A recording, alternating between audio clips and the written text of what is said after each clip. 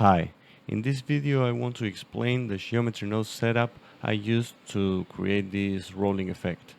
For that, I'll go into the geometry nodes workspace, create a new node tree for this cube, and instead of this incoming geometry, I'm going to use a curve line primitive. And I want to create a line along the x-axis, and I want to expose the length to the modifier panel, so I'll use the direction mode and I'll set the direction to be along the x-axis and expose this length property to the modifier panel so we can set the rug length from there.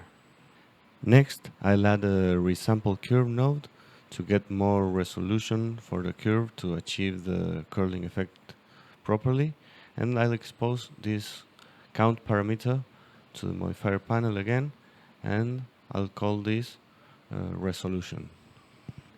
Then I'll hide the sockets I'm not using with Ctrl H, and I'll frame all of this with Ctrl J and call it base.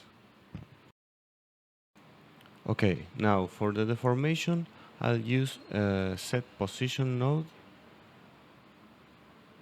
and I want to control the x-axis and the z-axis separately, so I'll add a combine xyz to expose the different coordinates separately, and for the time being I'll plug this x coordinate to a separate xyz and feed it the position so we get the original x coordinates everywhere, and since the y and z values were already 0 everywhere, we're just getting the original line. Okay, I'll add an empty to control the effect and bring it to the node tree like this, and actually I'll convert the curve to a mesh with a circular profile for the time being, just to be able to see what I'm doing better.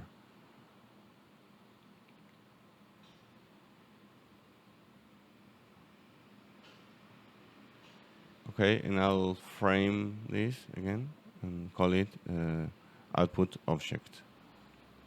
Okay, so what I want to do now is take the distance between each point of the curve and the empty, and for those points that lie to the left of the empty, just leave them where they are, and for the points that are to the right of the empty, curl them at first into a circle centered in the x position of the empty, but a bit above in the z-axis. So in order to do that, I'll also separate the location of the empty into its 3 components, and I'll subtract the x coordinates. And by the way, I'm using the Node Wrangler add-on, so by holding Ctrl Shift and right clicking and dragging between the two, I'm getting this math operation between them. And now I want to know where this difference is positive and where it's negative. So for that, I'll use a compare node and see if it's greater than 0. This will return a Boolean output. So now I can use a switch node. I'll set the type to float, and I'll connect this here. So when this is false, we want this to take the original x coordinate like this, and when it's true, we'll do something different to turn this into a circle.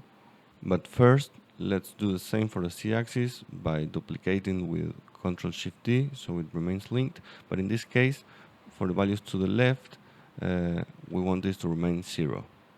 So I'll plug this into the z-axis, and now, like I said, we want to turn this last portion after the empty at first into a circle. So for that, we need to take the sine and cosine of this difference here, which is the distance along the x-axis between the original curve and the empty. So I plug this sine into the x-coordinate switch node and turn this into a cosine and plug this into the true input of the z-axis. And now we need more resolution for it to curve better. And now, as you can see, it's turning into a circle, but centered in the origin of the object instead of above the empty like we want. So in order to correct that, I'll add the empty x location to our x coordinate. Let's turn this into an add and bring this x coordinate of the empty here. And now it's working, but vertically it's still centered at 0, and also it's turning in the wrong way. So to solve both problems, I'll use a subtract node and subtract 1 minus the result of the cosine, like this. So now it's working properly, but of course it's turning into a circle, and now what we actually want is to turn it into an ellipse. So the radius should decrease the farther away we are from the empty. So for that, I'll take once again this difference and plug this into a map range. And in this case, the from min should be 0, and the from max should be the maximum distance that we want to allow between the empty and the extreme of the original curve. So that would be the total length of the line, since we want to be able to roll it up completely. So I'm going to bring this length through the group input here and plug the length into the from max. So now when the distance is 0, we want the radius to be maximum, so I'll put 1 here. And when the distance is maximum, we want it to take the minimum radius. For the time being, let's just enter 0.5 or something like that. And now I want to multiply the results of both sine and cosine nodes by this value. So I'll set this multiply nodes here and connect them like that to the map range. And now it's rolling, but it's rolling too much. There's some empty space here, and that's because this minimum radius multiplier that I said in the 2max is too low. So I could tie this to the length, but instead I prefer to just expose this 2max parameter to the modifier panel like this, and I'll call it rolling factor.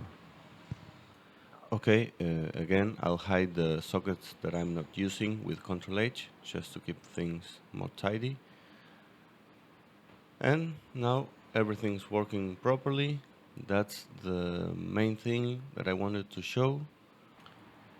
And another thing that can be important in some cases is to expose this empty object to the modifier panel, so you can have in the same scene multiple versions of the same element or rug controlled by different empties. Just duplicating both the rug and the empty at the same time will make a new rug controlled by the new empty. So now if we want to turn this into an actual rug, we can replace this curve circle profile by a quadrilateral. And here the height is going to control the thickness of the rug. So we can set appropriate values like this, so this actually looks like a rug.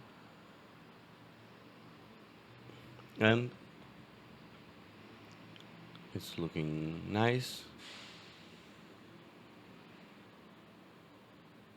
Alright, that's working properly. Now I'll also expose this width and height parameters to the group input, So we can control the shape completely from the modifier panel, like this. Again, I'll hide the ones I'm not using, and I'll reorder them so that the length, the width, and the height are all close together in the modifier panel. And now, if you want to add a hair system for this, for the time being, for version 3.1, you still have to use the legacy hair system. So let's try this here. And it's important to, here in the source panel, turn on this use modifier stack option, so it uses the geometry nodes that we created. And now I'll add a bunch of hairs, maybe some children, and I think it's looking nice. Okay, and one last thing I want to mention without going into detail is that, of course, you can apply the same effect to any object you want. Like here, for example, I'm applying it to some text, and we get this nice rolling text effect. So thank you for watching. I hope you found it useful, and if you have any questions or comments, please leave them below.